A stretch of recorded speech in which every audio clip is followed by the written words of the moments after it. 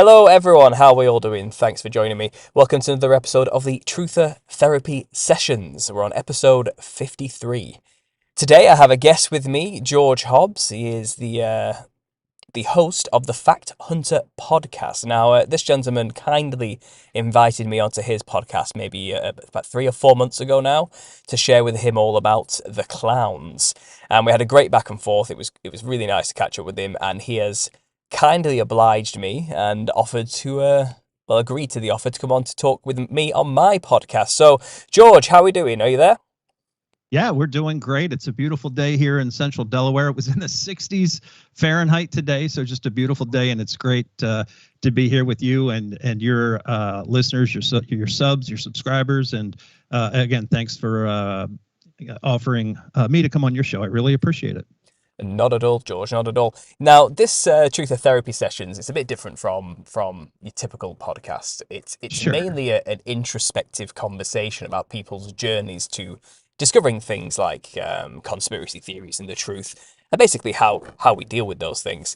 So to start this off, you're quite a big name in the game. You have quite a popular podcast, but there may be some people in my audience who maybe haven't heard of you before. Sure. Did you want to start by just giving maybe a brief story of your journey, where you come from, and how you ended up being the host of a conspiracy-themed podcast? What got you there?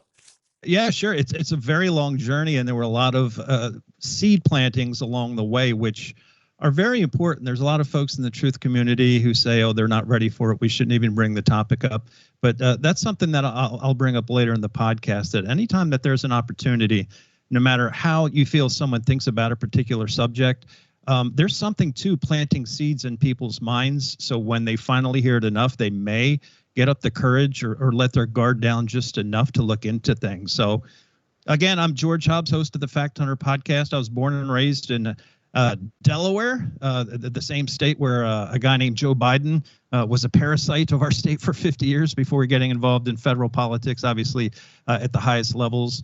And just to put that out there as well, I'm very apolitical. I used to be a hardcore conservative Trump guy, and then a pretty big letdown. That was one of the things that led to the scales falling from my eyes, right? He ran on lock her up and everything else, build that wall. And then, you come to realize that the left and right are very much the two wings of the same corrupt bird.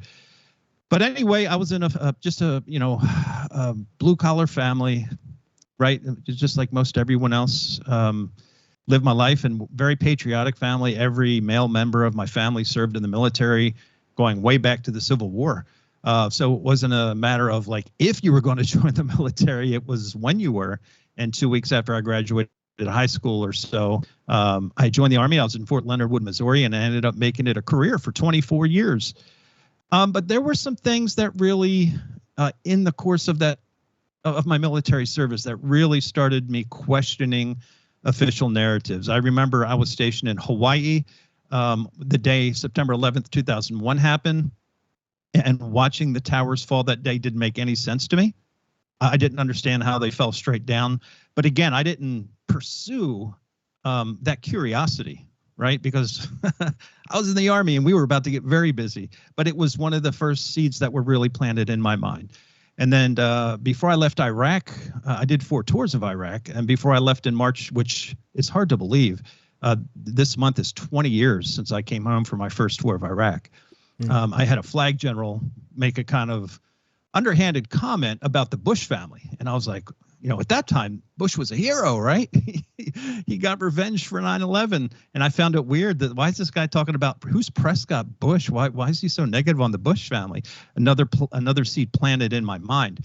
Well, as I continued in my deployments in Iraq, I started to wonder, well, gee, we didn't find any weapons of mass destruction. Why are we still here? And as I progressed through the ranks, I attained the rank of senior non-commissioned officer.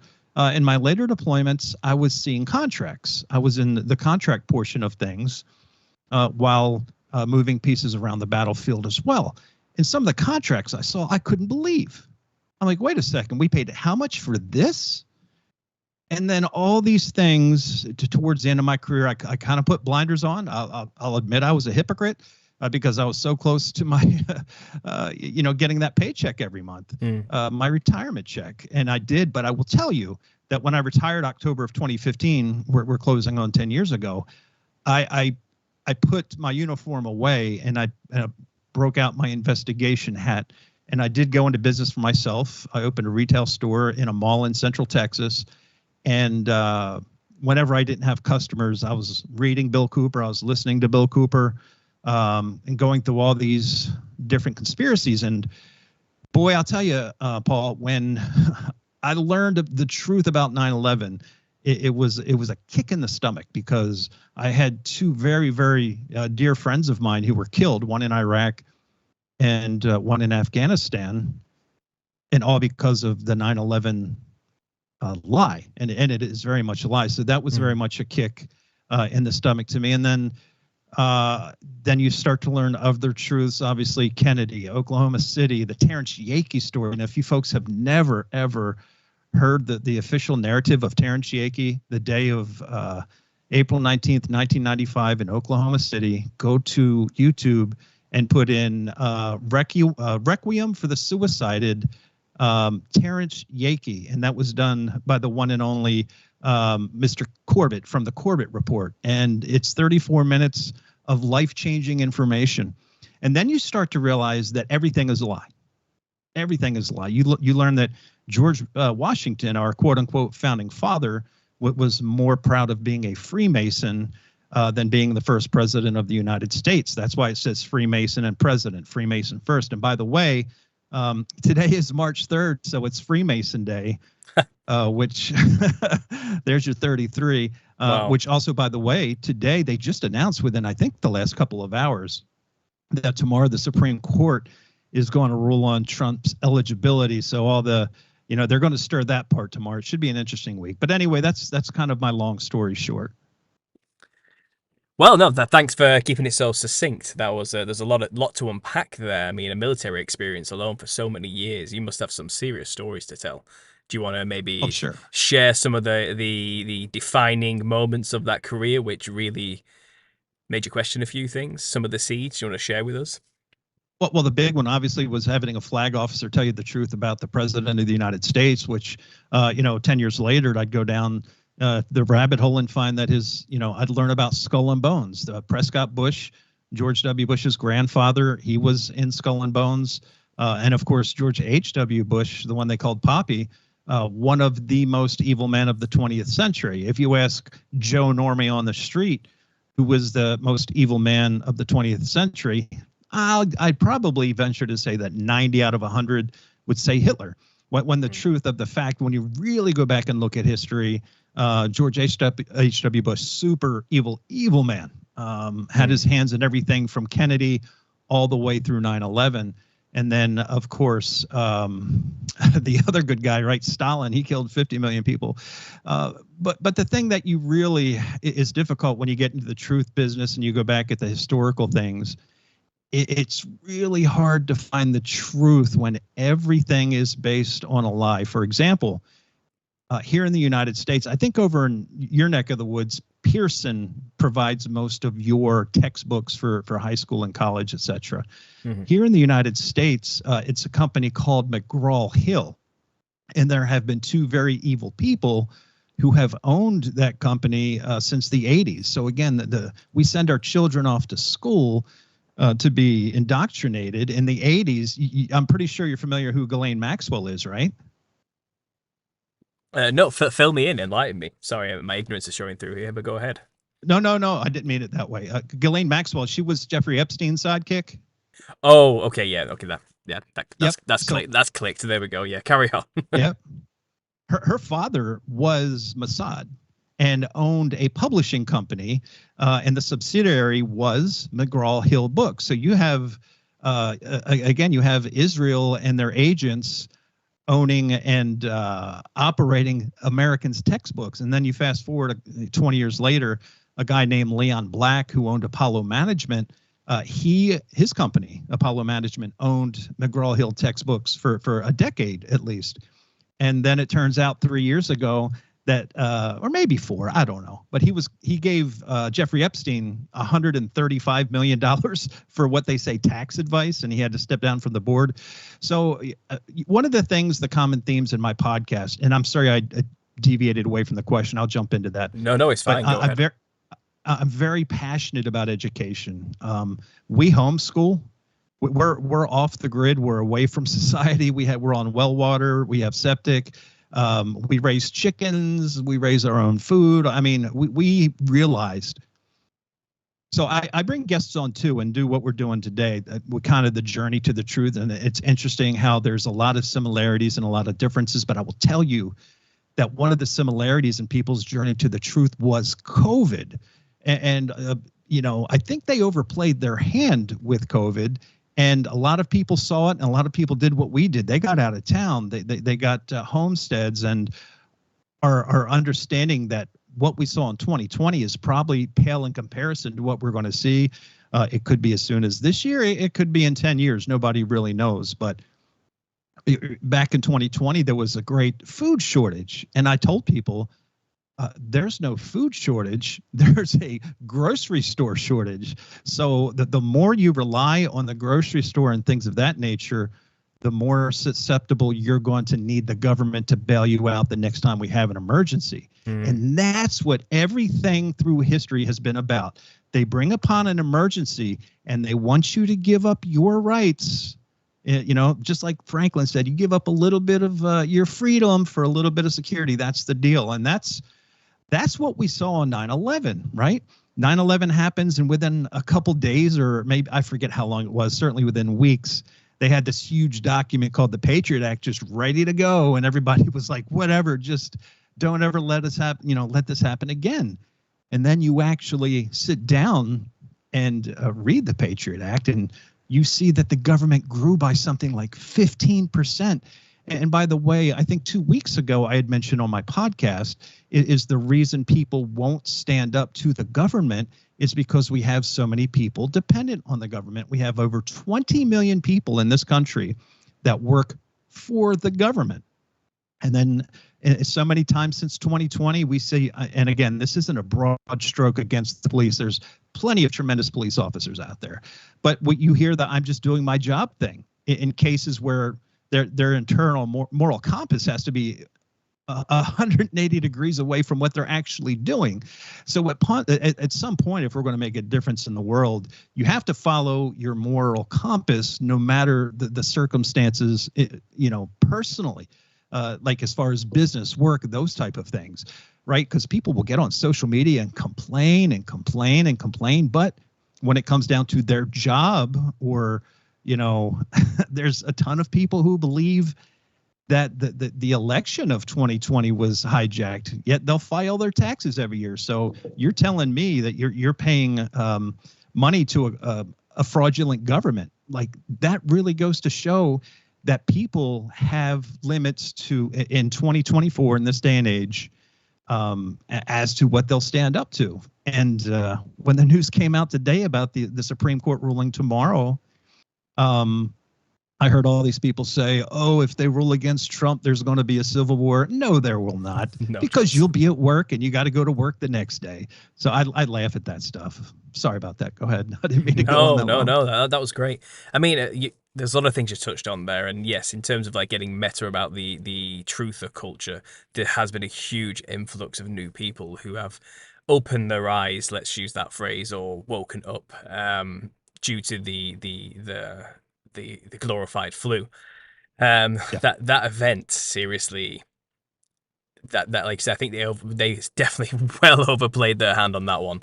And I was working in retail through that as a manager of a supermarket, so I saw I saw the insanity through and through. I wasn't even on YouTube at that point. I had to shut the channel down in 2018 because I was being a little bit too controversial, and my bosses found it and threatened to demote me. Yeah, they threatened to demote me and said basically, you cannot be a manager and have this YouTube channel. And again, I capitulated. It was not a proud moment, I'm not going to lie, but I quit that place at the start of last year, and booted up the channel again and started my own company, became self-reliant, Good for um, you. and I'm free from that kind of tyranny. But during that time, I was in the thick of it. Sure. All the mandates, trying to control people, forcing them to wear masks, and me, obviously, it's kind of I was torn. It's kind of like I don't want to do this. I don't want to tell people to put these stupid things on that don't work. But at the same time, it's if you don't do it, you lose your job type of That's situation. right. It was That's right. ridiculous, and it's kind of like they were, without paying me, they were trying to make me some kind of enforcer or bouncer of a sort, some Yeah. kind of it's kind of like, this isn't in my contract. How are they illegally making me do these things? This is well beyond my pay grade, and the people went insane. The level of insanity that I saw during those 2 years, particularly the height of it all from 2019 to 2021, was just ridiculous. It it it changed me having to work and deal with that on a daily basis. I lost my grandfather during that time. He got put on a Oh ventilator my and died as goodness. well. Mm, He went into hospital with something else, right. then died of it apparently. Mm. And that's how it always goes, isn't it? Yes, Um, it is. and yeah, but as a result, I have this Telegram group, and I have about 850 members in there, give or take. And I have this opening question: when you join, tell me what your point was. What was the thing that got you into this? What woke you up? Right. And yes, that event is, I would say, 50 to 55% of the messages I get. It was around that time period. So there's been a huge influx of people who are now just questioning everything, and rightly so. I mean, Yeah. just pulling it back. I mean,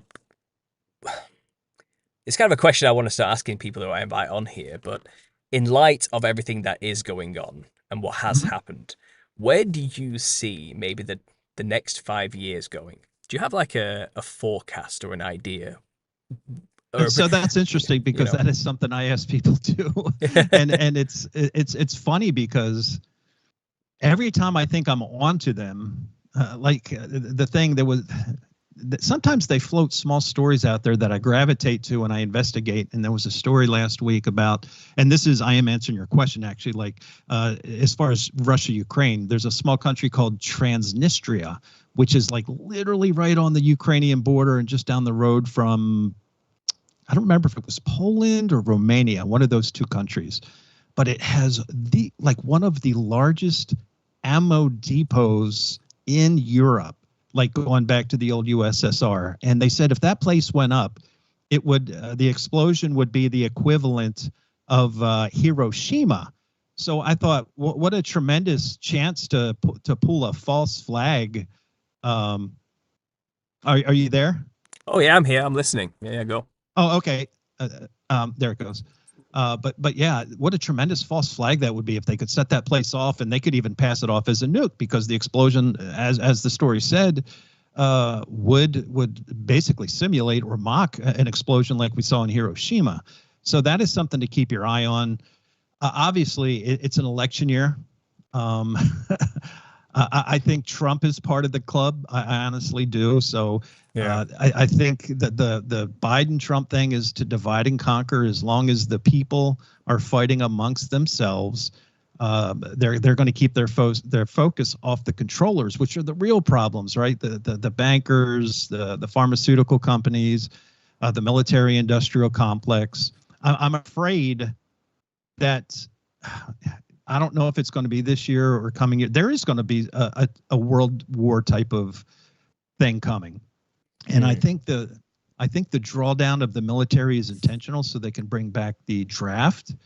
If you saw in the news last week, the United States Army lost 24,000 troops, which is the equivalent of 5 brigades. That's a whole lot. So if things do kick off, they would reinstate the draft immediately. And if you go here in the United States, we have something called the selective service, where when you turn 18, you have to go online and register. Back in my day, you had to walk down to the post office and register on a little postcard to be part of the draft. So I do that. I do see that coming because you know what happens when you get drafted in the military? You know what the first thing they do when you go to the military? Enlighten me. You get all your vaccinations. Oh, of course. Naturally. Yeah. You get all your vaccinations. So that's going to check that box. And everything that these people do, these maniacs do, are it's about population control, and that is actually like a twofold phrase. They want, if you remember the old Georgia Guidestones, the first rule was keeping the global population at 500 million in perpetual balance with nature. That was pretty much what it read. Yeah. And according to, there's about an $8 billion 8 billion person population in the world. So you do the math, that's 7.5 billion more people than they would like. What's a great way to do that? Well, and by the way, I forgot we're on YouTube. I'll be very careful with that word. I'm sorry. It's okay. I'm so sorry. I don't do YouTube much. Getting the Fauci ouchie or whatever you want to call it, is certainly plays into that. But also controlling the population, and through wartime, they play the patriotic card, and that's what they do. So I do see a war coming. It could start as soon as next week. It could start in a year or two. But the biggest thing that I am worried about is they have been artificially holding up the American economy for years now. And there is going to be an epic collapse in order to bring in the one world society, to bring in the CBDC, right? The central bank digital coin.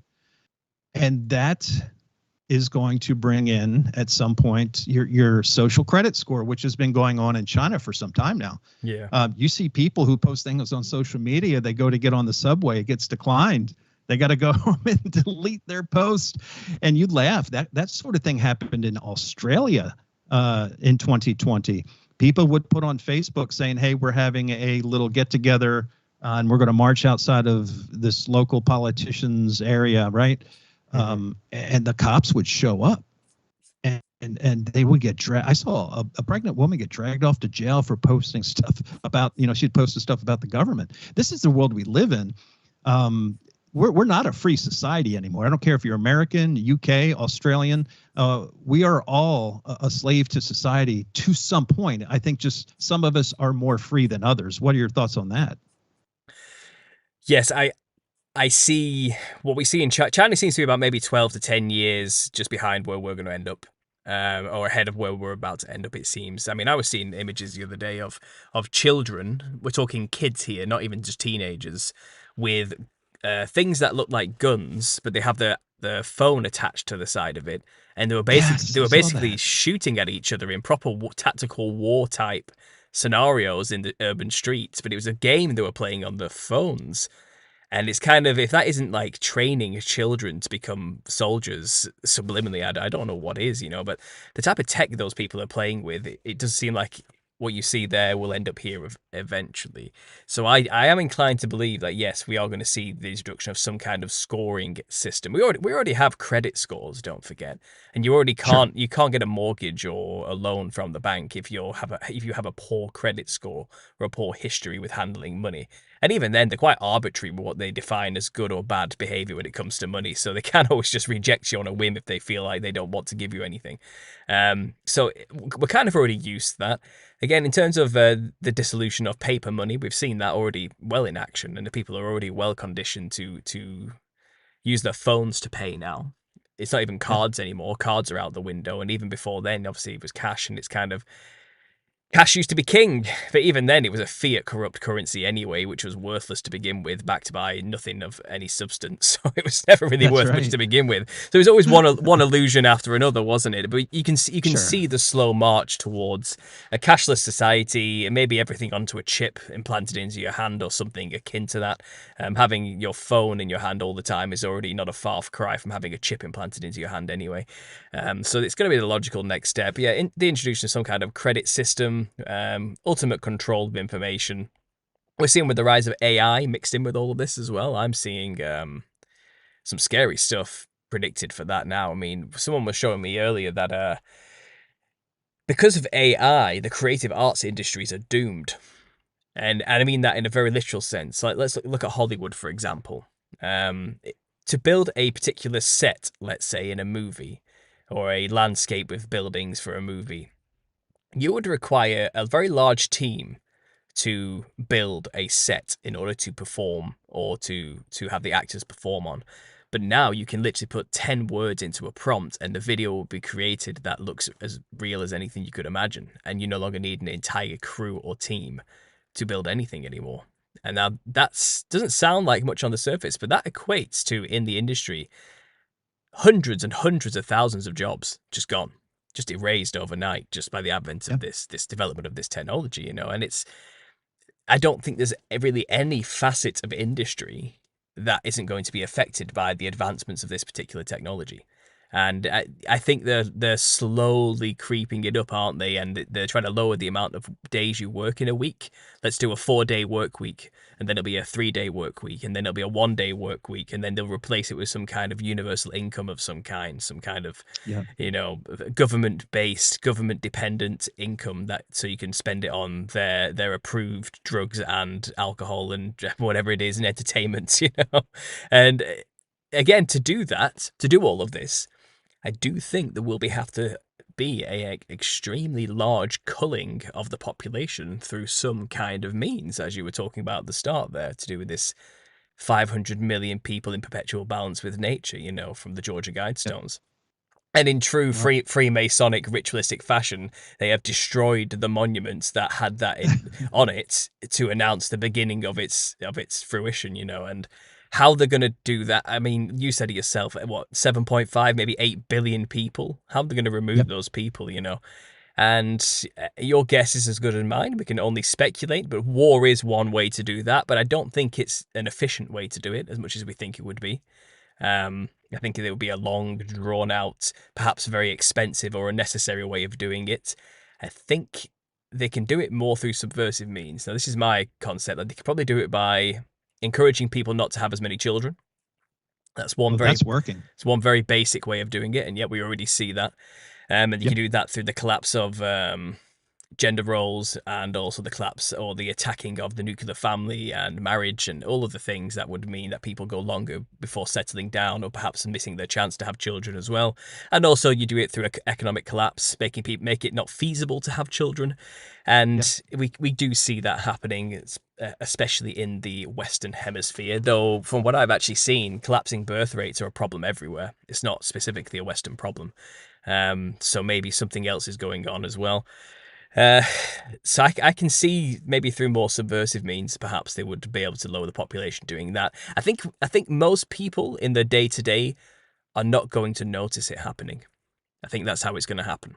They're going to be so busy and embroiled in paying the bills and living their own life and dealing with their own dramas that they're not going to notice that it's getting quieter and quieter around them. And the houses are getting emptier and emptier and the shops are all shutting down type of situation. And it's kind of, as long as you have the bread and circus or the phone in the hand with the 30-second snippets or sound bites or TikToks, people generally will not notice the collapse around them. So I don't think it has to be as dramatic, but I've heard it also people say, and this is probably very dangerous to even say, but perhaps what we've seen recently with the rolling out of foreign fluids being inserted into individuals' bodies by their own choice through fear and coercion. Is that a good way of saying it? I don't know. But we don't know the long-term effects yet of what they've done to these 98% of most populations. Now, isn't that just funny? You know, in Britain alone, at least 93% of the UK population has had at least one dose. It's about 68% who have had more than 3. Now, if you want to remove, you know, how many people? 8.5 billion people, and leave maybe 10% left. The numbers match up. So let's see how that pans out over time. I mean, I've taken nothing. I refused from the beginning, and the worst I got was a bit of social ostracization and some people arguing with me, and that's all they could do. And I implore anybody who has taken it to do some heavy metal detoxing as quickly as possible, if that even will help, but I don't know. So there you go. That's my forecast, kind of agreeing with you. We're going to see it's going to be slow progressing. It's not going to be some big impactful thing, I don't think. I think it's going to be more the water getting hotter and hotter around us. It's going to be one of those situations. You're boiling the frog, right? Oh, absolutely. Boiling the frog. I mean, Yeah, go ahead. you're a podcaster, so I like Yeah. talking with podcasters because you talk to hundreds of people with different wild theories and ideas. I mean, you had me on talking about clowns, for God's sake. I mean, like the amount of people you must talk to and the amount of information you must have picked up along the way. You must have a particular theory or topic that you're just itching to dig deeper into yourself or get out there and let people know. I mean, is there something you've heard recently from your guests that has really got you thinking? It's something every single day, and I keep this pile of notes every time I come across something because there's just not enough time in the day. What we're working on right now, which is actually going to drop this Tuesday, is a closer look at the founding fathers story versus was it really, throwing, for lack of a better words, overthrowing the folks. So how the story goes, of course, there was the Reformation in the 1500s.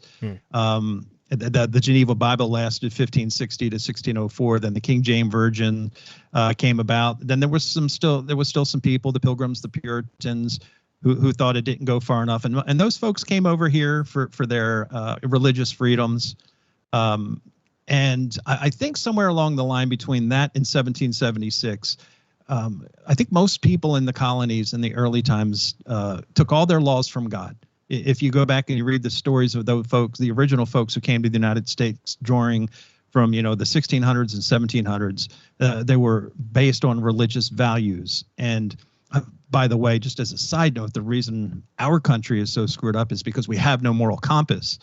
When I was a very young man, a young boy, I should say, in second, third grade, when we went to schools in our own community, God was very much part of our education. And then the Department of Education hijacked education in 1979 and has ever since led it to where it is today. But I think it was a very cleverly planned boiling the frog of, it was a transfer of God-given rights to man-given rights. Now, here in this country, obviously, Washington and those, the 56 guys who signed the document were looked upon as heroes. But when you look a little closer, and for me, the springboard was when you really deep dive into President Reagan, because for conservatives, you ask 95% of people on the right who's the greatest president ever. Well, it's Ronald Reagan. And then you find out he's the reason 2020 was able to happen. And among other things, he created the prison industrial complex here in the United States, destroyed cities. Back in the 60s when he was governor of California, he was calling for guns to be taken away. When you learn the truth about, and then back to Lincoln, the truth about that guy, then you're like, well, it could have just started in the 1860s. Then you go back and realize all of this is just a subversive hijacking. Your freedoms come from this document, the Constitution. No. Our rights come from God. And that everybody should understand that. Our privileges, your driving privileges and things of that nature, come from government. But for all the folks out there who follow Jesus Christ, right? If man's law crosses God's law, you have a you have an obligation as a follower of Jesus Christ to say no to that. But we don't do a very good job. And I say we, myself included, right? There's been a lot of times we saw in 2020, churches were closed. Oh my goodness. Like that was such another, I hate to keep going back to that, but my goodness, we closed our churches. People died, for supposedly, right? That's what I believed, dying for this country for our Bill of Rights. And that is a direct violation. If you close your church just because you're afraid somebody's going to get sick, then you probably need a new pastor. And I really champion the people who did stand tall. Like I think his name was Pastor Pulowski in Canada. Just amazing for him to stand against tyranny. Those people were heroes to me. Every 6 months on the podcast, we play something called The Voices of COVID. I go back to, darn it, I didn't mean to say that word. I'm so sorry. It's okay, don't worry. I go back and I record all this audio from the governors talking about getting free joints and a free hamburger and a shake and all the things that they were trying to convince people to take the experimental medication. It's just all ludicrous, and the voices of people's churches being closed, and just it was bizarro world for a couple of years. The President Biden told us in November 2021 that if you didn't get the juice, that you were going to die. He said it was going to be a winter of death. And these are the people that supposedly are elected to represent us. And again, this goes full circle back to this year. People are saying if we just vote harder, things will change. And that's just not the case. Something that we talk about on the podcast a lot is accountability. And until there is accountability with the people who transgress against our basic rights, these things will continue to happen. Mm-hmm. I don't think many people realize that they actually have any rights or care to defend them anymore. I agree. And I think maybe it's a generational thing, and obviously a re-educational thing throughout the control of education. But most people don't understand that the government actually doesn't have the right to do many of the things they claim they have the right to do. That's a power we give to them, not a power they actually have just by virtue of existing. And again, it's tough because I as much as I empathize and agree with you and everything you're saying, I struggle to see how it's going to change for the better. Oh, I agree. I 100% agree. Like I said earlier, I got to go to work tomorrow. Otherwise, I'd love to protest with you, right? Well, yeah. This is what I mean.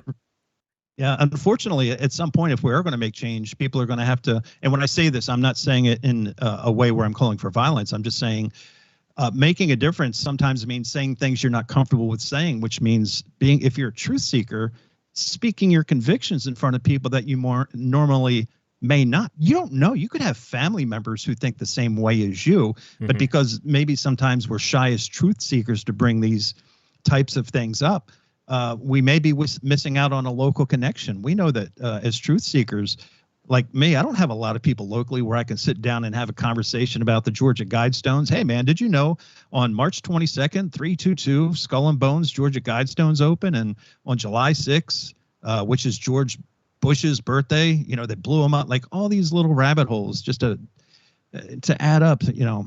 It's just, having the conviction to talk about these things in front of people we normally wouldn't. We just have to do something, if not for ourselves.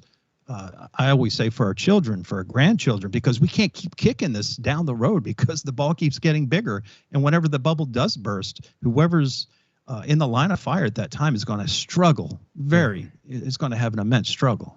I suppose peaceful non-compliance is kind of our last hope because they're just waiting for somebody to get violent about this. And as soon as you give, So go ahead. No, I'm sorry. No, you can't win against the matrix that they have built.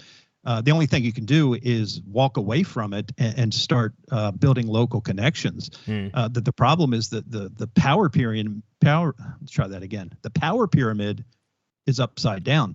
The power pyramid should be your structure. Local government should have the most say in your life, and the federal government should just be that tiny tip at the top. That's if you believe the founder's story. That's how it was meant to be. The 10th Amendment was holy. The states and your local governance is the most important. Well, it's flipped upside down. Just last week, Texas is trying to guard its border. Our Supreme Court said, no, you don't have the right to defend it, and let those people through. It's just we live in a bizarro world. So, and you can't beat it. So you have to walk away and find like-minded people in your community and build from there. Yeah, in many ways as well. I see, obviously, things you're alluding to about border control issues and the inflow of immigrants and all these type of things. I mean, we have the exact same issues in Europe and in Britain as well. And I can't help but feel a lot of that as well is kind of, it's them prodding us. They're purposely trying to rile us up to get us to react so they can offer the solutions or suppress due to accusing the reaction as violence or over the top or something like that, and this is why I try not to give into any of the bait and just all I just talk about is, or get people to talk about is the facts of the corruption that they're actually a part of. So like you said, these people are members of secret societies. We can go and find that out quite easily, actually. I mean, if you look into the history, especially of America, pretty much all American presidents, including British prime ministers as well, and Canadian prime ministers, were all members of Freemasonry and the Odd Fellows, and then including the Shriners afterwards. And you've got to wonder, and I I think that's all we can actually do is talk about these problems. And because in the past, when I first started, in 2012, and even obviously prior to that, after 9/11, to discuss or question such things, you were ridiculed with the title of Yep. conspiracy theorist, like it's some kind of racial slur of some kind. Like, to be called a Right. conspiracy theorist is dirty. But I took the attitude, no, I'm reclaiming that phraseology. Yes, I am a conspiracy theorist. It doesn't mean I'm wrong. So let's go out there and keep talking about it. And now more people than ever are, like you said, very much clued in and can see, the conspiracy theorists were right. All this stuff is true.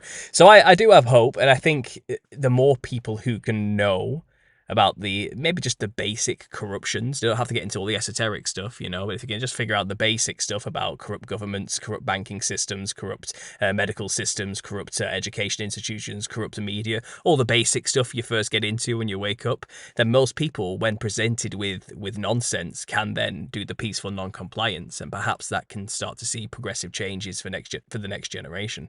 I think in a way the internet's backfired on them a little bit.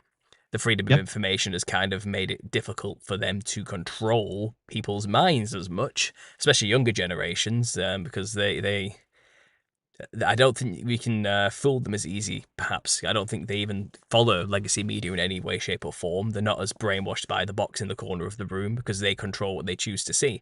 And don't get me wrong, they're attempting to co-opt the entire thing now, and they're putting the mouthpieces into that arena, and they're trying to control it, but I think in true meme fashion, the younger generation just think it's cringe and ignore it. And they're not interested. So maybe there's hope. Absolutely. Maybe there's hope. Who knows? I mean, there's something you touched on earlier there, talking about talk to your family members. You might discover that you have family members who don't even know about these things. And Yep. I think that's something I like to talk about myself, and I think maybe we can get into here.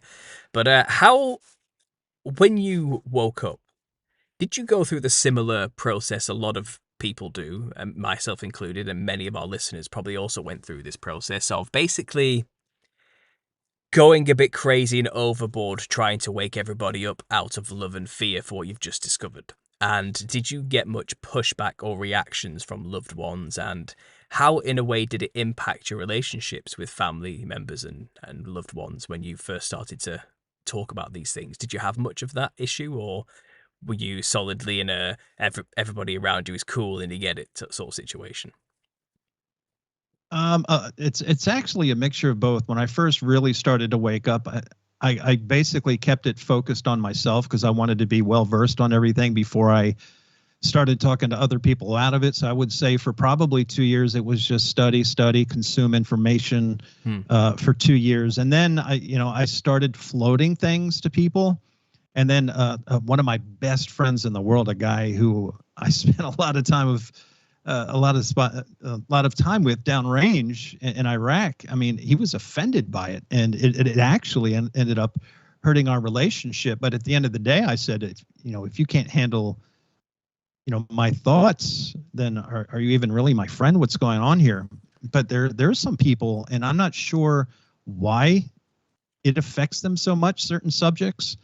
I can see, like, he was military, and 9/11 obviously was the whole gist of us being over there. But at the end of the day, to me, there's the truth and there's everything else. If something happened to one of my loved ones, I'd want to get to the bottom of whatever the cause of that was. By the way, I should add, back in September, I interviewed a guy whose father was a fireman who died on 9/11. He was, I think, on the 44th floor when the building collapsed. And he got a call, I think in 2019, from one of his dad's friends who was a firefighter as well. And because at this point it's been 18 years, and he said, "Hey, have you ever looked into this?" And it was amazing because we talk about these rabbit holes all the time. But to actually have somebody who was personally affected, and in some way, I mean, we're affected by that day, but to have someone who lost a loved one that day, who realized that, yeah, this whole thing was a lie, and I would like to get to the bottom of who was responsible for this, was, I don't want to say, I'm trying to use the proper terminology here.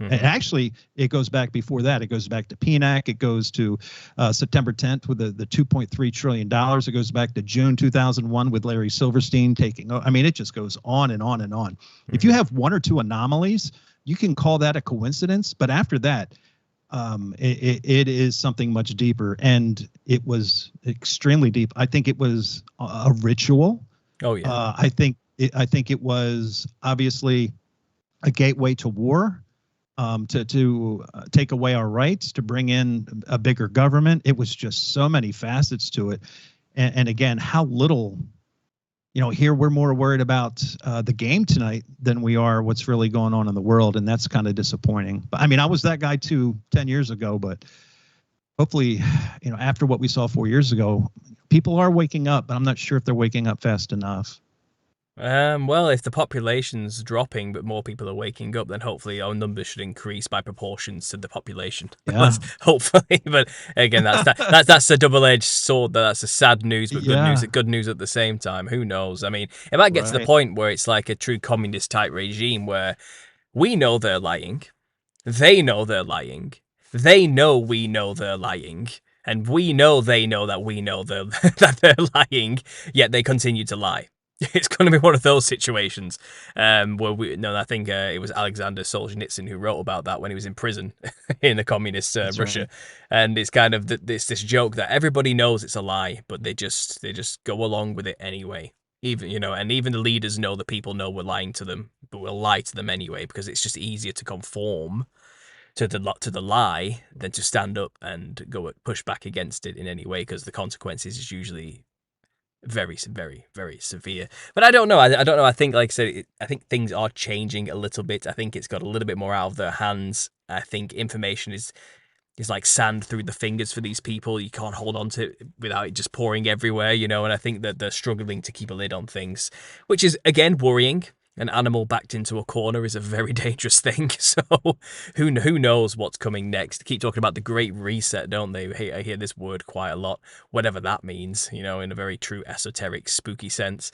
One another thing, which I don't know if you've heard about this, but maybe just getting a bit weird with this one, getting a bit really conspiratorial. But 2025 is around the corner, and I do believe Helena Blavatsky wrote in her theosophical book. By the way, she's the one who came up with a magazine called Lucifer, so she's a true Luciferian in the truest sense. Yep. And I think it was Alice Bailey, her student, who came up with Lucifer, the magazine, which then later became the Lucis Trust, which has a lot of ties within government and other things as well. But they were talking about the world teacher coming onto the stage over 100 years ago in 2025. It's coming to bring the world together under like a one world religion, and he was going to appear in a year's time. So there's some kind of weird religious aspect to whatever these guys are up to. And I do think they're going to present us with New Age Jesus very soon, an Antichrist in a truer sense, And would you have any thoughts on that? Have you heard anyone discussing these concepts before? Do you have anything you want to share?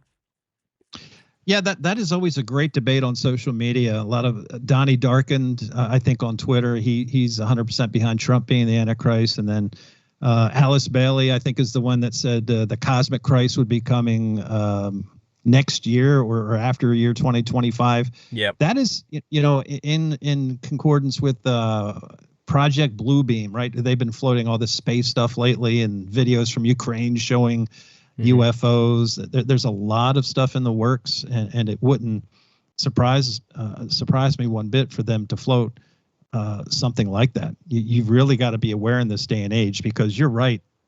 They don't care anymore. They mock us at this point.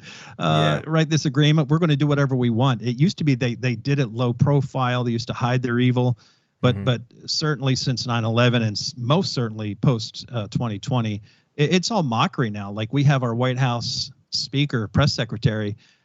She'll give reports of how much smarter Joe is than her. It's just like, what? This guy doesn't, it's actually sad to see what they're doing. I mean, this guy barely doesn't even know what day it is. And this guy is supposed to be the most powerful person in the world. Are you kidding me? He can barely walk. So the mockery is certainly out there. It wouldn't surprise me, especially with the election coming this year, if they start to float the new hero, because the thing with the Antichrist, he's supposed to be loved by all. So it would have to be something out of left field And again, every time I think we're onto something, they throw a curveball. They're always 2 steps ahead of us. So, but it wouldn't surprise me. 2025 was also, if you remember, the Deagle report said that by 2025, the American population would be down to like 50 million, which is, 20% of what it is today. Now, they ended up taking that off because it started making rounds in the truth community. I think about a year ago, they took that off, but a lot of arrows pointing to next year. Yeah, funnily enough, I was actually just talking about the Deagle report in a Telegram group chat. It was just late at night. I was talking to a couple of members on there, and they were showing me these stats and statistics. It's shocking just how low they want that population in just a year's time. And I was theorizing, like, so how can they make such a significant drop in such a short amount? They're running out of time, like, massively, if these are the projections they were truly aiming for. And again, I've got to pull back to the only way they could pull this off right now is the numbers match the amount of people who've taken that thing into their body, Yeah, and right. And we're waiting for the next one, aren't we? They've already got I think they got like a committee put together, or some kind of laws have been passed to prepare for the next one or something like that, just very recently. I can't remember what it's called, but I'm pretty sure some treaties have been signed to deal with the next coming event.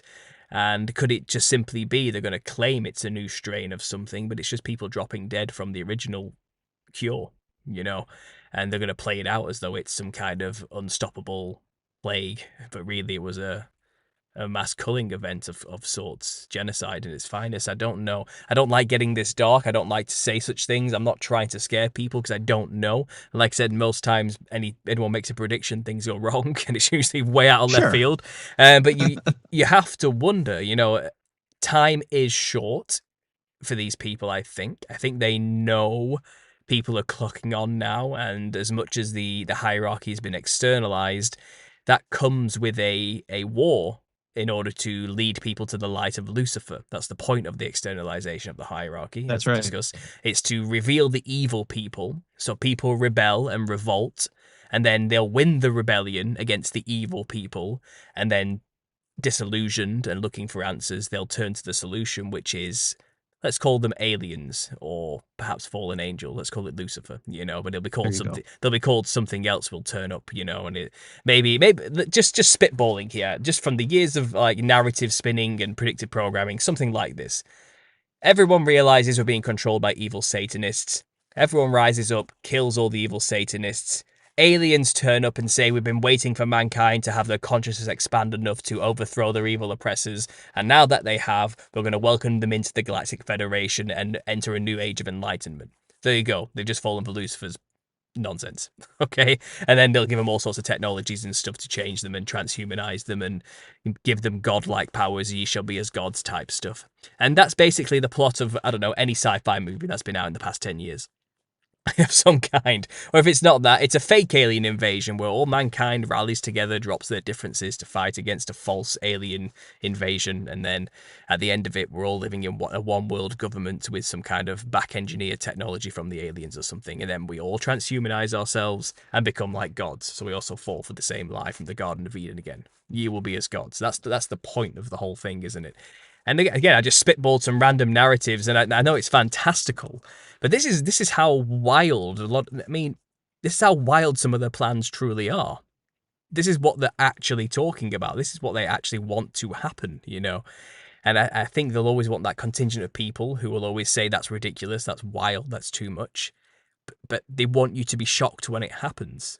They want you to be in denial when it happens, so you'll react out of fear rather than logic on the situation. I mean, I don't know if you get into the alien stuff much or the demon stuff much. Obviously, as a Christian, I'm sure you understand it's probably more aligned with it's all just fallen angels and the Nephilim spirits manifesting again. It's not really aliens. Yep. But do you have any information on that? Have you talked to anybody who's given you a bit of weird insight into these type of ideas? We have the same connection with. I had Gary Wayne on my podcast a year ago, so kind of in line with that, with the Nephilim, fallen angels, and things like that. I don't believe in any outside entity like aliens coming from galaxies away. Obviously, I don't believe that whatsoever. But yeah, going back to what you said as far as like the WHO and things like that. There are videos on YouTube from MIT talking about how nanoparticles can be controlled. Um, Mm. so that is something, you think about the juice and things like that. Is it something they can control and throw a switch? I don't know. But when you talk about the lies in the media and the truth in Hollywood, all these movies, they're put out for a reason. They aren't out there to just entertain us. They're also out there to program us. You look Mm-hmm. at 1995 with Outbreak, 2012 with Contagion. Mm-hmm. And there was an episode of, I can't remember the show, the guy who was from Home Improvement. He had a TV show after that, and they were wearing masks on episode 33 or whatever. It is reinforcement. And when these things happen in the real world, it's to program your mind. So when it does happen, you don't question it as much because you remember that guy drinking out of the glass, handing it to the bartender, and she gave it to the dishwasher, and the next day they were all sick and died. It is all psychological reinforcement through the television, through the media.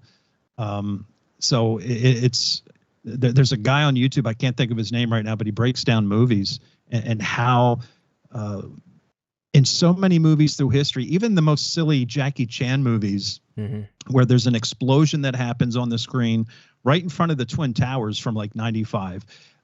They tell you ahead of time what's going to happen. And once you kind of wake up, when you watch movies and old TV shows, you realize they are programming in you for events to come in the future. I think many of the events, obviously 9/11 was programmed back in the 60s. It was, they knew when they started building it in 1968 that 33 years later in 2001, it was going to fall down. Oh, yeah. I mean, the predictive programming for 9/11 is one of the major waking up points for a lot of people. I Yep. remember the golden age of conspiracy, which was around 2012 to 2015. The amount of videos that were out just showing all of the symbolism and the predictive programming for these staged events throughout history was just everywhere. That you couldn't click on any video on YouTube without clicking on one of these videos showing you clearly this was a planned, orchestrated ritual. And since then, it sparked everyone's imagination to decode every other film since then. And the things that they have told us, point blank in movies, is ridiculous. And it's kind of, it's like the magician's trick. Once you know how the trick works, it loses all its magic. Yep. And that's a lot of what we do in this culture is we're trying to show people just pay attention to the signs and the symbols because that's the language they use. And the predictive programming thing, it not only is it just simply to get people used to the idea before it happens, but they also always include a stupid, crazy conspiracy theorist character who just makes things worse because of his wild ideas and objections towards the script and the narrative of how to deal with the contagion, let's say. And it's literally programming you to don't be that guy. Don't be the crazy conspiracy theorist who denies the point or thinks it's not real because they always die a horrible, painful, disgusting, stupid death or something like that. You know what I mean? Right. They always include the idiot Homer Simpson character who's clearly a dope and doesn't understand that the world's in serious danger and he just needs to keep in line. They always include that still, and that's the point of these movies. It's to tell you how to follow the script. So they've already scripted out how things will go down, and they want you to follow that script. So they tell you over and over again, and they're basically subtly telling you which character you need to be. You need to be the protagonist who does all the right things, doesn't question the narrative. It's truly insidious to the level Yeah. of magic involved with these things. And it's also, I've got to the point now where I'm kind of over it as well. I mean, how long have you been in the game for? 10 years? Something like Yeah. that? Yeah, I 10 mean, years. Yeah. by this point, it's kind of, I don't even watch anything anymore. And No, part of me wonders, like, if everybody just did that, how much power would these guys really have? very little. I know they'd have nothing, would they? Like, I think most of our problems have actually been caused by people watching television.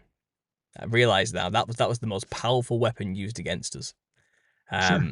And if I haven't paid my TV license in years because I don't watch television. Like I don't watch it, and it might be different in America, but we have to pay for the privilege of watching live television here. Having like a box that broadcasts media to your living room. But if you don't watch the BBC or live television, then you don't need a TV license. But they try and tell you do. They'll try and make you believe that if you just simply having a TV in your living room means you have to have a license. And that's just not legally true, but that's what they tell you. They'll send you threatening letters saying you need to pay your bill. And That's silly. and legally, no, I do not. Like, I don't watch television.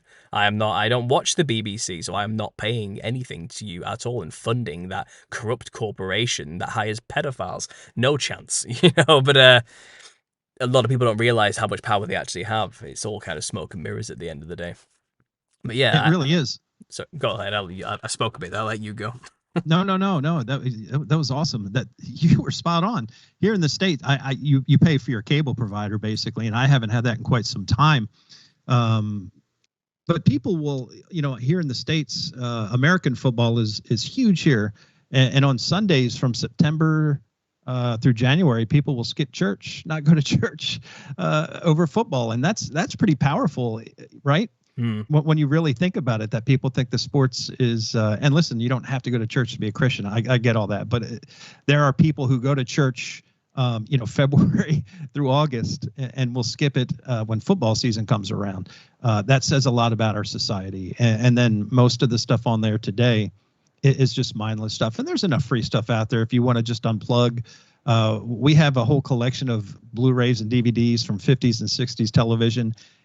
And even in watching that, you can start to see the paradigm shift in the 60s when they hijacked society. And I've often said that from 63 on, there's been very little organic in our world. Even look at the Summer of Love we had here in 2020. None of that was organic. That was all staged, whether or not the events were happened or not, which, you can find 100 podcasts on the summer of 2020. Starting with George Floyd. But at the end of the day, they take these things and they charge people emotionally, and they get people stirred up. And we are our worst enemies. And we always focus, like we said, on ourselves, the right and the left paradigm, instead of focusing on the real problem, which is the people at the top of the food chain who control things.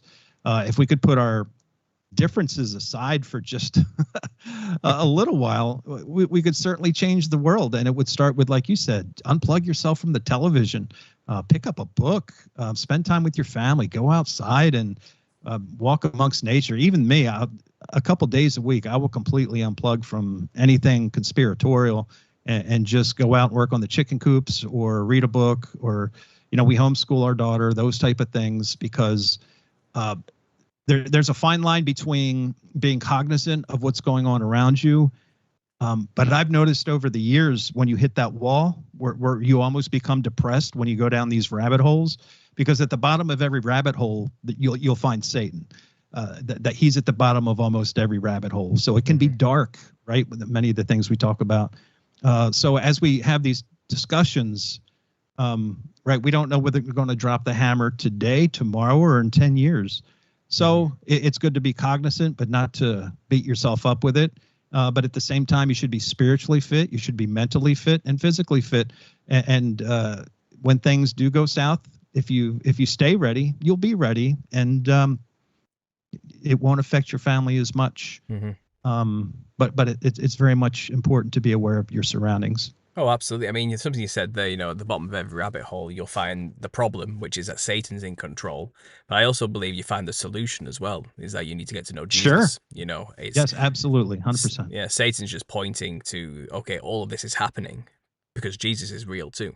And there's a war against God in that respect. So there's hope at the bottom of each rabbit hole, but there's also a lot of depression and fear. And I agree. I have a series called Tips for Truthers. And I'm specifically giving people advice on how to deal with the information they've learned. Because a lot of people don't know how to handle it. They don't realize it's incredibly powerful, like a sword. It's a weapon. And people don't necessarily like having swords or bullets thrown around in their face. So you got to be careful about how you talk about these things, And one of my key points is take breaks. Take a break. If you find yourself losing yourself to this, and you haven't grounded yourself by going to talk to normal people every now and then, or going outside and getting some fresh air, and and you've kind of become a weird recluse because of all this stuff, it's time to take a break. It's time to detach and go and remember who you are, and go and do things you like to do, separate from all this crazy stuff, you know, and I think a lot of people do lose themselves, sadly, when they start discovering a lot of these truths. So I do kind of want to encourage people to say it's okay to take a break. You're not going to save the world. Okay, you can take a break. You can you can have a day or two to yourself. There's other people who are working hard as well. Don't worry about it. Go and take a break. So I agree with you on that one. I thought it was a good sentiment for you to bring up. And the one thing you kept mentioning there is that you homeschool your children. Now, as a father myself, I have a toddler, and he's growing up fast. And we are not going to put him into the education system. We are not going to do that. We're going to homeschool. We've already started homeschooling him now, to be honest. Basic numbers and letters and things like that, and colours and shapes. And he's only 28 months old, and he's mastered most of them. It's incredible how fast this kid's learning. He's like a sponge, and it's unbelievable. He can talk to us in ways I just could not imagine at such an early age. But do you have any advice on homeschooling? This is for me. I want to know, like, what have you learned so far? Do you just have any general advice to help somebody who's about to become a homeschooling parent, which I luckily can be because I am at home because my job is online doing this and other things. So do you have any advice about homeschooling? The most important piece of advice is, if you can do it, do it. I was scared to death, because you hear all the stories, right? Sometimes you can't separate yourself. You hear, oh, the homeschool kids are weird, right? That's what you're taught growing up and everything else. But when we saw how crazy things got, how little they were learning, here in the nearest city, just 45 minutes away from me, Baltimore, Maryland, like the illiteracy rate is just astounding. And when you think about it, these children spend 13 years, 8 hours a day in school, and they come out and they can't read.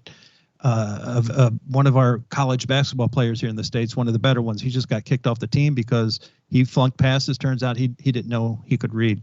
I'm here to tell you folks, if you're here in the United States at least, I know it varies from each state and it varies around the world, homeschool. Part of the problem that we're seeing today with the transgender push, and all this, the me society and the anti-God push.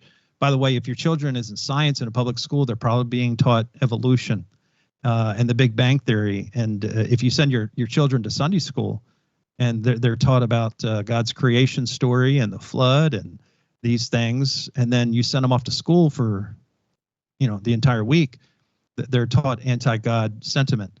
So what are we doing? You're confusing your child. And they're taught in school.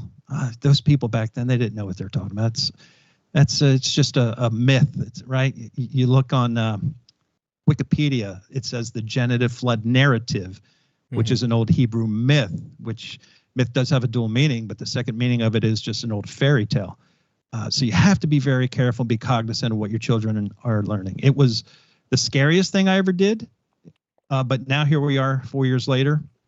It's the most rewarding and one of the most proudest things that I have ever done in my life was being able to control what goes into my child's mind. Now, with that being said, do I control everything that goes into her mind? Of course not, right? Because, she's got a phone too. She has,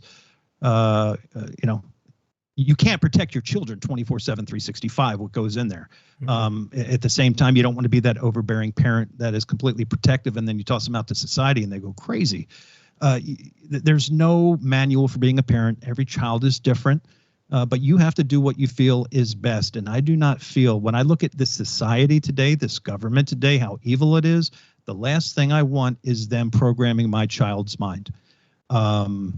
I had a guest on a couple of weeks ago. Her child is in 4th grade, and there's 20 students, and I think 4 or 5 of them are transgendered. I mean, that's 20%. And here in the state of Delaware, where I live, the Children's Hospital, they have a very special wing for confused children. As early as 10 years old, they will put them on puberty blockers. As early as 12 years old, they will give your little girl, who is really a boy, a hysterectomy. This is the most evil thing. It is right on parallel, if not worse, than what happened 4 years ago. And I've called my governor, my senators, my state reps ad nauseum. They know who I am. They loathe me because the one thing that we should stand up for. It's one thing if you're an adult and you want to put on a dress and a wig and put on lipstick and call yourself Sylvia, God help you, go have a good time. But when you are mutilating a child's body at the age of 10 or 12, there's a special, I'm just going to say it, there's a special place in hell for you. I'm sorry. I pray for you and hope you change your ways, but that is evil. The Bible says about the millstone around your neck if you want to harm our little ones. And it really, that's the one subject that really gets me emotional and really bothers me, that the state I live in carries out these type of procedures. So when you see how evil the world is, and there's so many homeschool resources, we use Alpha and Omega. And listen, in the science section, there's some things, that we may not agree with, but we also teach here, this is what the school teaches, and this is what we believe. So you have the capabilities to affect your child. We can have her sit down and watch My Lunch Break on YouTube, for an hour a day. Then she goes out and works in the chicken coop. She goes out and works in the garden with her mother. How many people go out 13 years of school and know how to plan anything, or know how the seasons works with harvesting and chicken? It's just, they get taught minimal level scholarly things for 13 years. And for me, I remember being 7, 8, 9, 10 years old and being in a chair for 8 hours a day. It was torture. Mm-hmm. And just being able to incorporate education and gardening and raising chickens, on and on and on, those life skills that are going to pay dividends down the road. It is the most rewarding thing I've ever done. And I encourage everyone to please, if you have them, and I understand we're all in different stages in our life, and there's some people out there who might be a single parent working 2 jobs, and I completely get that. And but if you are capable, if you're in a small town, maybe you can, like here in Delaware, I'm able to teach 7 children if I wanted to. And I let people know, your child's more welcome to come here. And it's important, come together as a community if you're able to have, grandma teach your daughter. It's the courses online are very easy to navigate, and there's lots of there's just so many resources out there in this day and age when there's so much evil in the school system, and they push this transgender and everything else on the children. It's just a dangerous time, and you have to be very aware of what is going into your children's mind and who's molding it. So I hope I answered that question. No, that was fantastic. Thank you. I mean, the transgender issue of the kids is one of my main issues too. It's just as bad here in the UK. And I'm not letting these childless heathens get my child, because that generally tends to what it is. The teachers who don't have children of their own are trying to take our children and mold them with their own ideologies, and there's no way I'm letting them do that to my children. Absolutely no chance whatsoever. And it's my biggest fear, to be honest, that my child could end up not trusting me because of the things they say, keeping it from me, that they then end up on drugs that are permanently altering them in ways that are not reversible, and then, heaven forbid, they end up mutilating themselves because of the brainwashing. I'm just not going to allow that to happen. And the only surefire way of making sure that doesn't happen is to control their education. I mean, I'm furious that I was never taught how mortgages work, or how interest works. These are all things I had to discover myself while trying to buy a house, which fell through in the end anyway. That's the story for another time. But I learned a lot through having to do things for the first time myself, when it just comes to handling and dealing with money and how the world works and how money actually works, and that's not what I was taught in high school. I was taught how to figure out the hypotenuse of a triangle, or I don't know, just stupid things. I barely even remember today. I only ever do basic addition and multiplication and subtraction, to be honest. I don't really do all the complex algebra that was taught to me for no reason. And I was like you. I was initially, my wife is the one who says we're not putting him in schools. We're not doing it. And initially my programming kicked in, and I'll admit I was like, no, but he needs the socialization. He'll be weird if he doesn't go. And he's like, he'll miss out on major development stuff because he's not around other kids. He won't learn how to be around other people. And I was wrong to say those things in hindsight. I'm listening to myself now, and my wife convinced me, Paul, you're being stupid. Like, our kid will be fine. We'll put them in like play groups and things like that. They'll get interactions from family members. They'll get interactions from other kids at the park and other ways. So other ways to get, take them swimming every weekend. They'll make friends there. They'll get socialized in other ways. But I was worried about it initially. I was like, they have to go. They have to go to school. But I'm shocked I even had that knee-jerk reaction initially. I really am, because obviously I've been a conspiracy theorist for like 10 years. So Sure. and it's like, and I had to sit down and think to myself, why did I react like that? Yeah. Like, why was it? What am I scared of exactly? I should be far more scared of what they're teaching children now in school than what they may miss out on not going to school. And in terms of practicality, once they're out in the working world, they'll never use anything they learned in high school anyway. And I'm not letting them waste their time on a degree. No chance, because it's. I don't know. I agree with. I thank you for the advice. I agree with a lot of what you said there, and my fears are the same. And it's scary. It's scary because again, it's a big It's a big responsibility. It is. And it's nice to hear that you were scared too. I guess it makes me feel like a little bit less alone. So I appreciate that advice. I was freaked out. I felt like I didn't know if I was failing my daughter or I was, pulling her, because I had the same worry too. Well, she's got to be around other children, this, that, and the other thing. But looking back now, it was 110% the right decision, without a doubt. Fantastic.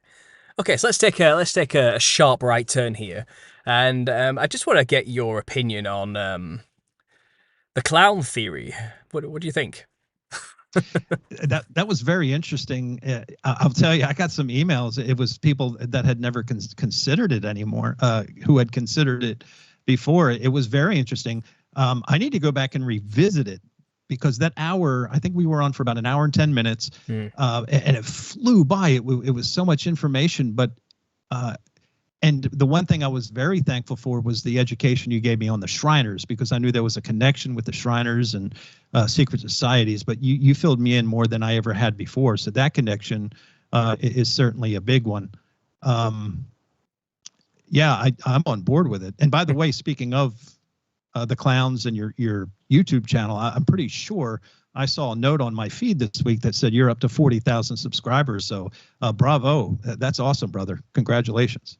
Yeah, I was shocked that I've reached 40,000 on the exact same day my channel reached its 10-year birthday. Really?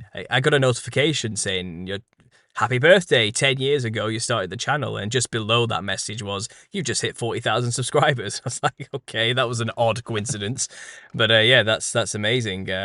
I'm blown away by the support that's come my way over the past year. That's only within a year as well. I was on about 10,000, now maybe 7,000 when I came back, and that in a year it's just snowballed, and it's through no small part of people like you inviting me on to share the story and share the information. I'm writing the book still. That's well on its way. That should be hopefully published at the beginning of next year. Fantastic. I'm halfway through writing the thing now. I'm about 2/3 through the book now, and it's turning into a 500-page doorstop. So I think I may have to do a bit of cutting back and editing. But yeah, it's getting dark. I mean, you talk about the Shriners there. I've just written like 20 pages on the Royal Order of the Jesters, which is a level a level above the Shriners, and those people are messed up. They are maniacs. They are sickening, the things those guys get up to and get away with, using taxpayer money as well, and dodging paying tax all the while. It's insane, and it's getting deeper and darker the more I write the book, to be honest. But I'm just wondering if you're seeing clowns everywhere now. I've pointed it out. That's all I was wondering. I do, and it's interesting. I'm glad things happen. I had Gary Wayne on first, and I read his book, The Genesis 6 Conspiracy, and then I had you on, the Nephilim that look like clowns, and then it all kind of connected. And I do think about that quite a lot. If I see something on TV or I'm going through watching old movies or something, I'll say, I wonder if that's a nod to the Nephilim, that clown there. Like the Stephen King movie, It. Every time I see the poster for that or something, I think, I wonder if that is a tip of the cap to the Nephilim, because certainly Stephen King, to be on the world stage as big as he is, he's certainly part of the club. Oh, hands down, yeah. I mean, I've not got to the point in my book where I'm exposing Stephen King specifically, but that guy Right. definitely definitely knew something. I mean, the way he describes Pennywise, Yes. it is just a copy paste of the biblical narrative, just with a interdimensional alien spin put on top of it. You know, like a bit of a lie mixed in with the truth. Sure. But it's literally an interdimensional demon who feeds on the fear of children. Um, 100%. and it's basically just describing the disembodied spirits of the Nephilim, and they look like clowns, you know. So it's not it's I know what the theory sounds like. Believe me, George, I really do when I say the Nephilim look like clowns. But I think people, when they listen to it, realize I'm actually being deadly serious. Like, this is not actually a joke. And Right. you were talking earlier about how, you know, the controllers are just laughing at us now. They're Yep. just everything's just a joke to these guys now, and they're just making fun of us constantly, you know. Like a jester. And they are in true clown world fashion right now. Yes, They are exactly. full on in jester mode. They are laughing at us manically with huge grins on their face because we are just so lost as a people and so falling for everything that they're putting in our faces, you know. Yeah, the spirit behind these people is manic. It's irreverent. It's anti-God through and through, and it's just a clown. Honestly, it's just clowns through and through. Indeed. But yeah, thanks for sharing your opinion on that. I just wonder if again, because people tell me like I'm just seeing clowns everywhere now, Paul. Thanks for ruining everything, and it's kind of I just wanted to get your take on it. But yeah, fair enough. I mean, we've been going for an hour and a half. Yeah, Um, it was great. yeah, I think that's probably a good place to leave this. But Sure. just to for maybe like 10 minutes or so, maybe 5 minutes. Do you have any like closing advice for people on how to deal with learning the truth? Maybe those people who've just woken up for the first time. Do you have any advice? Keep an open mind. Don't make your decision off of one YouTube video or one book. And always keep an open mind. I'm 54. I've been doing this for 10 years, and I've changed my mind on things, on several things. Don't get into arguments about the smaller things. Like if we all agree that 9/11 was an inside job, that should be the most important thing. Don't get so caught up in the plane, no plane theory. Sure, there's a place for everyone's opinion, but don't make it a point of contention to where people walk away from the truth community, that my truth is better than your truth type of thing. I always take everyone's advice. I read it, and I form my own opinion. That's what Bill Cooper always said. Listen to everyone, even though I believe there's people on the world stage who are controlled. But that doesn't mean like I think Alex Jones is controlled, but I've never once said don't listen to Alex Jones, because one of the things they use him for is disclosure. So why would you not pay attention to him? I would never tell anyone not to listen to someone. Listen to everyone and discern for yourself what is the truth. I think the new trend on YouTube now is people who do videos on the people who do videos, right? You know, this is Steve, and he thinks this, and he's wrong. Friday, when I was out cutting down trees, there was a guy who did a reaction video to a reaction video. I think and again, I'm not telling anybody what to do. I would never do that. Everybody's entitled to do whatever. But if you're going to put out content, make it your opinion. Bring people on. If you're going to bring on a guest, let them have a like Paul has been tremendous. Let people talk, and I'm sure there's maybe things I've said that he doesn't agree with. But at the end of the day, the more people you listen to, the easier it is to come to a conclusion on certain things. There are some things we all have to deal with that we may be in our belief system. That is a hard wall to knock over. I will just tell you this: be open to everything. If you still have any walls up to like, 9/11 was an inside job, I believe this, but not that. That's just ridiculous. But you haven't looked into it. That's my point. If there's something you haven't looked into and you've already made a decision on it, like let your ego or your pride or whatever it is go down. Look into it, and then yeah, sure. If it turns out to be nonsense in your opinion, then you can declare it nonsense. But there are still those niche subjects out there that are worth a look, because sometimes even they can open up more rabbit holes and to bring together a belief as well. And the most important thing is to be kind with each other. You see every now and then YouTube channels and podcasts get destroyed because of people's pride, and The most important thing is to be, like I said earlier, be mentally and spiritually fit. I don't put my faith in man. I put my faith in Jesus Christ. It's in the Bible. And that's what happened. Psalms, I think it's 118:8. Don't put your faith in man, put your faith in God. And when 2020 happened, we all turned to man. Not all of us, but you get where I'm coming from. And that's the most important thing. Be strong in your convictions. My wife didn't bow to the altar of Big Pharma. She lost her job because she refused to get the juice. And guess what? She got a better paying job because she stood tall in her convictions. And it's important, if we want to make a difference in the world, is to stand tall in our convictions, control our own realm. Don't let those folks at the top of the food chain control you, because it's being awake is beautiful. Like, my life is so much better now. My life was hollow before I really woke up, and actually waking up, this whole process isn't just 9/11 and these things. It was my faith. I became stronger with God and my faith in Jesus Christ, and it made me a better person. And it kind of readjusted my moral compass, and understood that I'm at a point in my life where I need to start doing things to make sure that I have 5 children, I have 8 grandchildren, and I'm worried about them when I look at the world. So this is more of a mission than anything, to try to leave them a better world than we found it. And we've got a lot of work to do, but if we join together and, not to sound like a hippie or anything, but, share a lot of love and kindness as we deliver the truth, I think that's a secret to, it's a recipe for success, if you will. Absolutely. Well, thanks for that, George. If you could just hold on for a minute, I'd like to talk to you after the show, if that's all right as well. But guys, we're going to leave this now. Normally I go on for 2 hours, but I'm starting to think that might be a little bit too long. So we're going to cut this a little bit short. But thanks for listening, guys. Thanks to everybody in the chat. It looks like it's been a nice, chilled conversation today, a very fruitful conversation in the chat today, which I like to see. So thanks for everybody who's participated there. Just a quick announcement to my listeners. I have got my Rumble channel up and running now. If you just search Understanding Conspiracy on Rumble, you will find that I have started to upload my entire back catalogue of 300 videos onto there, for good measure, because you never know with YouTube what could happen at any moment.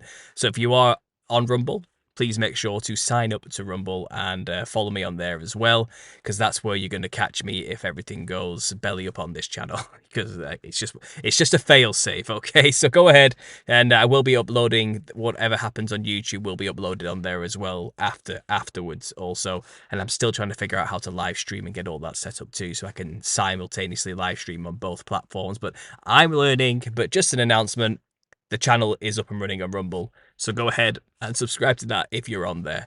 But other than that, guys, thanks for listening, and as always, God bless.